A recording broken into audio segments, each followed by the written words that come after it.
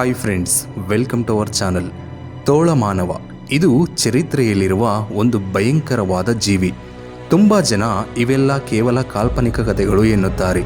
ಆದರೆ ಚರಿತ್ರೆಯಲ್ಲಿ ತುಂಬಾನೇ ಘಟನೆಗಳು, ಕಥೆಗಳು ಇವೆ. ವೈದ್ಯಕೀಯ ಭಾಷೆಯಲ್ಲಿ ಇದಕ್ಕೆ ಒಂದು ಹೆಸರು ಸಹ ಇದೆ. ಅದೇ ಕ್ಲಿನಿಕಲ್ ಲೈಕೆಂಥ್ರೋಫಿ. ಯಾರು ಇದನ್ನು ನಂಬದೇ ಹೋದರೂ ಕ್ಲಿನಿಕಲ್ ಲೈಕೆಂಥ್ರೋಫಿ ಇರುವವರು ತಮ್ಮನ್ನು ತಾವೇ ಬೇರೆ ಜೀವಿಗಳಾಗಿ ಬದಲಾಯಿಸಿಕೊಳ್ಳುವ ಸಾಮರ್ಥ್ಯ ತಮ್ಮಲ್ಲಿರುತ್ತದೆ ಎಂದು ಭಾವಿಸುತ್ತಾರೆ. ಈ ಕಾಯಿಲೆ ಇರುವವರು ತೋಳಮಾನವರಂತೆ ಇಲ್ಲ ಮತ್ಯಾವುದೋ ಜೀವಿಯಾಗಿ ಊಹಿಸಿಕೊಳ್ಳುತ್ತಾರೆ. ಅವರ ಮೆದುಳಿನಲ್ಲಿ ಪ್ರಾಣಿಗಳಂತೆ ಆಲೋಚಿಸಲು ಪ್ರಾರಂಭಿಸುತ್ತಾರೆ. ಆ ಪ್ರಾಣಿಯ ರೀತಿ ಗರ್ಜಿಸುವುದು, ಅದರಂತೆ ನಡೆಯುವುದು, ಆ ಪ್ರಾಣಿಯ ಹಾವಭಾವಗಳನ್ನು ಅನುಸರಿಸುತ್ತಾರೆ. ಹುಣ್ಣಿಮೆ ಅಮಾವಾಸ್ಯೆ ದಿನಗಳಲ್ಲಿ ಮನುಷ್ಯ ತೋಳಮಾನವನಾಗುತ್ತಾನೆ ಎಂದು ಕಥೆಗಳಲ್ಲಿ ಕೇಳಿರಬಹುದು. ಆದರೆ ಈ ಲೈಕೆಂಥ್ರೋಫಿ ಇರುವವರು ಯಾವ ಸಮಯದಲ್ಲಿ ಬೇಕಾದರೂ ಆ ಪ್ರಾಣಿಯಂತೆ ಬದಲಾಗಬಲ್ಲರು.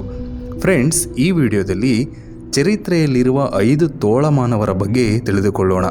ಆದ್ದರಿಂದ ಈ ವಿಡಿಯೋವನ್ನು ಎಲ್ಲಿಯೂ ಸ್ಕಿಪ್ ಮಾಡದೆ ನೋಡಿ. ಮತ್ತೆ ತಡ, let us start today's our episode.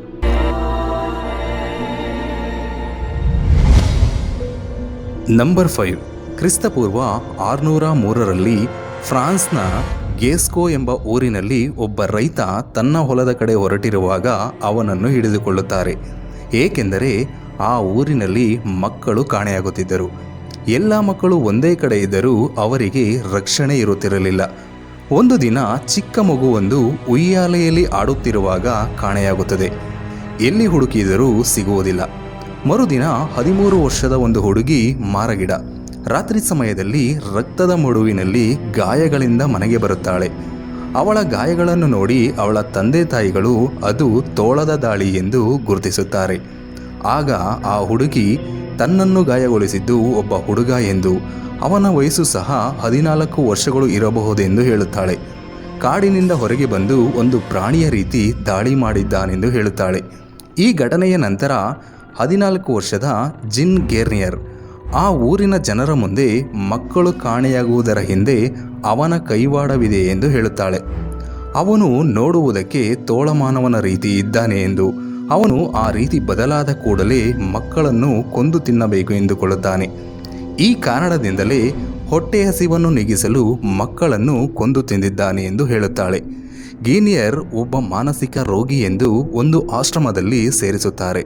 ತನ್ನ ಊರಿನಲ್ಲಿ ಇದ್ದು ಪ್ರಾಣ ಕಳೆದುಕೊಳ್ಳುವುದಕ್ಕಿಂತ ಇಲ್ಲೇ ಇರುವುದು ಒಳ್ಳೆಯದು ಎಂದು ಭಾವಿಸುತ್ತಾನೆ. ನಂಬರ್ 4. ಜಾಯ್ಸ್ ಕಾರ್ನಿಯರ್.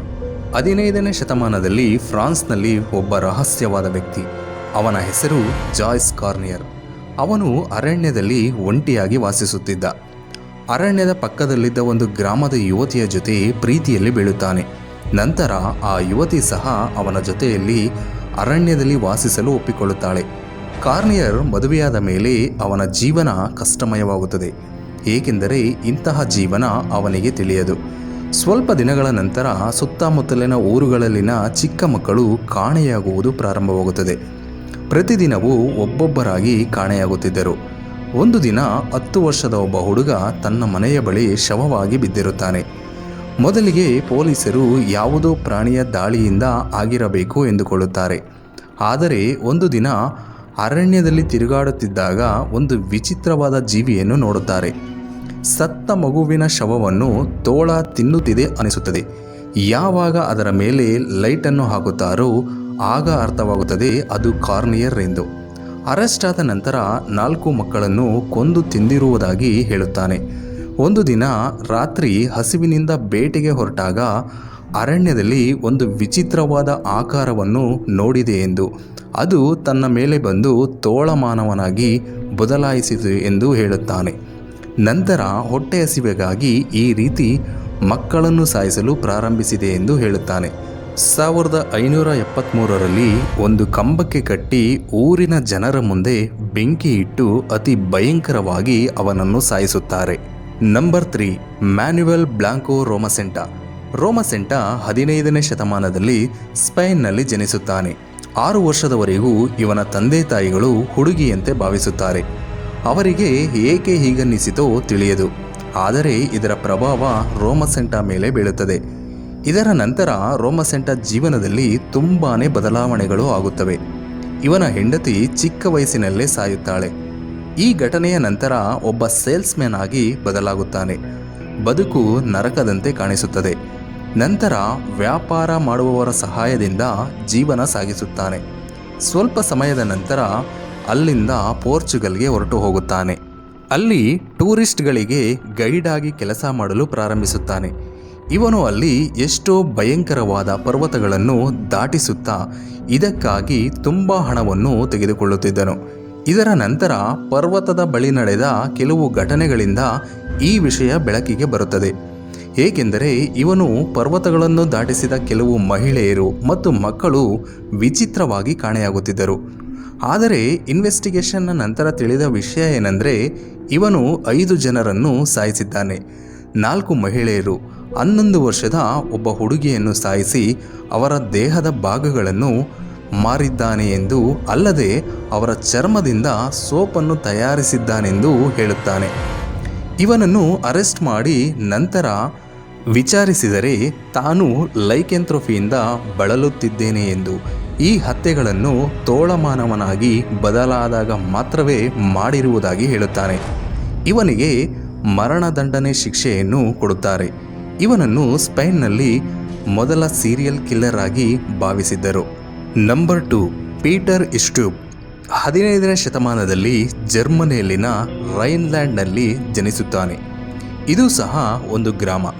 ಅಲ್ಲಿನ ಜನರಿಗೆ ತಿಳಿಯದು ಇವನ ರೂಪದಲ್ಲಿ ಒಂದು ತೋಳ ಅಡಗಿದೆ ಎಂದು. 1564ರಿಂದ 1589ರವರೆಗೂ ಇವನು ಸುಮಾರು 18 ಜನರನ್ನು ಸಾಯಿಸುತ್ತಾನೆ. ಇದರಲ್ಲಿ ಮಹಿಳೆಯರು ಮತ್ತು ಮಕ್ಕಳು ಇದ್ದಾರೆ. ಇವರನ್ನು ತನ್ನ ಕೈಗಳಿಂದ ಹಲ್ಲುಗಳಿಂದಲೇ ಸಾಯಿಸಿರುತ್ತಾನೆ. ತುಂಬ ಸಾರಿ ಹೀಗೆ ಸಾಯಿಸಿ ಹಸಿ ಮಾಂಸವನ್ನೇ ತಿನ್ನುತ್ತಿದ್ದನು. ಇದೇ ರೀತಿ ತುಂಬ ಪ್ರಾಣಿಗಳನ್ನು ಸಾಯಿಸುತ್ತಿದ್ದನು. ನಂತರ ಪೊಲೀಸರು ಇವನನ್ನು ಹಿಡಿದುಕೊಂಡು ಹಿಂಸೆ ಕೊಟ್ಟಾಗ ಮಾಡಿದ ತಪ್ಪುಗಳನ್ನು ಒಪ್ಪಿಕೊಳ್ಳುತ್ತಾನೆ. ಚಿಕ್ಕ ವಯಸ್ಸಿನಿಂದಲೇ ಮಾಟ ಮಂತ್ರ ಮಾಡುತ್ತಿದ್ದೇನೆ ಎಂದು. ಒಂದು ದಿನ ಯಾವುದೋ ಒಂದು ಆತ್ಮ ಈ ರೀತಿ ತೋಳಮಾನವನಾಗಿ ಬದಲಾಯಿಸಿತು ಎಂದು ಹೇಳುತ್ತಾನೆ. ನಂತರ ಇವನನ್ನು ಅತಿ ಭಯಂಕರವಾಗಿ ಸಾಯಿಸುತ್ತಾರೆ. ಮೊದಲಿಗೆ ಇವನ ಶರೀರವನ್ನು ಬಿಸಿಯಾದ ಕತ್ತಿಗಳಿಂದ ಕತ್ತರಿಸುತ್ತಾರೆ. ಮೂಳೆಗಳನ್ನು ಕೊಡಲಿಯಿಂದ ಮುರಿದು ಹಾಕುತ್ತಾರೆ. ತಲೆಯನ್ನು ಶರೀರದಿಂದ ಬೇರೆ ಮಾಡುತ್ತಾರೆ. ಅಲ್ಲಿನ ಜನರು ಪೀಟರನ್ನು ಈ ರೀತಿಯಾಗಿ ಸಾಯಿಸಿ ಮತ್ತೆ ತೋಳಮಾನವ ಬಂದರೆ ಏನಾಗುತ್ತದೆ ಎಂದು ತಿಳಿಯುವಂತೆ ಮಾಡುತ್ತಾರೆ. ನಂಬರ್ 1, ಇಲ್ಲಿಯವರೆಗೂ ತಿಳಿದುಕೊಂಡ ತೋಳಮಾನವರಿಗಿಂತ ಈ ಯವಡನ್ನ ಕತೆ ತುಂಬ ಭಯಂಕರವಾಗಿ ಇರುತ್ತದೆ. ಏಕೆಂದರೆ ಈ ಕತೆ ಒಬ್ಬ ತೋಳಮಾನವ ಎಂದು ತಿಳಿದ ಸೀರಿಯಲ್ ಕಿಲ್ಲರ್ನ ಸುತ್ತ ಸುತ್ತುತ್ತದೆ. ಏಕೆಂದರೆ ಈ ಘಟನೆಯಲ್ಲಿ ತುಂಬ ವಿಚಿತ್ರವಾದ ತೋಳಮಾನವ ಕಾಣಿಸುತ್ತಾನೆ. 1764ರಲ್ಲಿ ಒಂದು ರಾತ್ರಿ ಪ್ರಾರಂಭವಾಗುತ್ತದೆ. ಯವಡನ್ ಎಂಬ ಗ್ರಾಮ ಫ್ರಾನ್ಸ್ನಲ್ಲಿದೆ. ಒಂದು ದಿನ ಒಂದು ಹುಡುಗಿ ತಮ್ಮ ಮನೆಯ ಮುಂದೆ ಸಾಕು ಪ್ರಾಣಿಗಳ ಜೊತೆ ಹೊರಗೆ ಹೋಗುತ್ತಿದ್ದಾಗ ಕಾಡಿನಿಂದ ಒಂದು ಭಯಂಕರವಾದ ಜೀವಿ ತನ್ನ ಕಡೆಗೆ ಬರುತ್ತಿರುವುದನ್ನು ಗಮನಿಸುತ್ತಾಳೆ. ಅದೃಷ್ಟವಶಾತ್ ತನ್ನ ಬಳಿ ಇರುವ ಸಾಕು ನಾಯಿಗಳು ಆ ಹುಡುಗಿಗೆ ರಕ್ಷಣೆ ನೀಡುತ್ತವೆ. ಆದ್ದರಿಂದ ತನಗೆ ಯಾವುದೇ ಹಾನಿಯಾಗುವುದಿಲ್ಲ. ಇದರ ನಂತರ ಆ ಜೀವಿ ತನ್ನ ದಾರಿಯನ್ನು ಬದಲಿಸಿಕೊಳ್ಳುತ್ತದೆ. ಊರಿನ ಕಡೆಗೆ ಹೆಜ್ಜೆ ಹಾಕುತ್ತದೆ. ಅಲ್ಲಿನ ತುಂಬ ಜನ ಮನುಷ್ಯರನ್ನು ಸಾಯಿಸಿ ತುಂಡು ತುಂಡಾಗಿ ಮಾಡುತ್ತದೆ. ಆ ಜೀವಿಯನ್ನು ನೋಡುತ್ತಿದ್ದರೆ ಪೂರ್ತಿಯಾಗಿ ಪ್ರಾಣಿಯಂತೆ ಇಲ್ಲ. ಇದರ ದಾಳಿಯಿಂದ ತಪ್ಪಿಸಿಕೊಂಡ ಮನುಷ್ಯರು ಇದರ ಬಗ್ಗೆ ಏನೆಂದು ಹೇಳಿದರು ಎಂದರೆ ಅದು ತೋಳಮಾನವನಂತೆ ಕಾಣಿಸುತ್ತಿತ್ತು ಎಂದು. ಅದರ ಆಕಾರ ಒಂದು ಕಾಡು ಹಸುವಿನ ರೀತಿ ಇದೆ ಎಂದು. ಅದರ ಸಂಪೂರ್ಣ ಶರೀರ ಕೆಂಪಾಗಿ ಇದೆ. ಅದರ ಹಲ್ಲುಗಳು ತುಂಬ ಚೂಪಾಗಿ ಇದ್ದವು ಎಂದು ಹೇಳಿದರು.